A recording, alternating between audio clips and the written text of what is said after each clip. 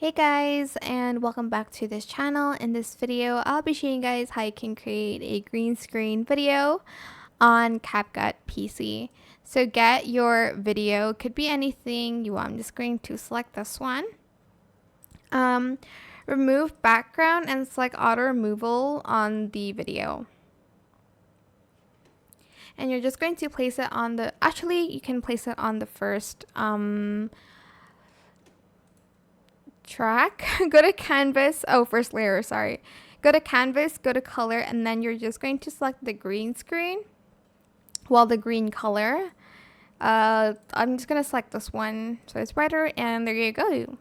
It's a green screen video, and other people can, I guess, use it as like an overlay and whatnot. But yeah, that is it for this video. I hope it was helpful for you guys. Don't forget to like, comment, share, and also subscribe to this channel if you haven't done that already. If you have any more questions about this video, just leave it in the comment section down below. I will try my best to answer them all for you guys.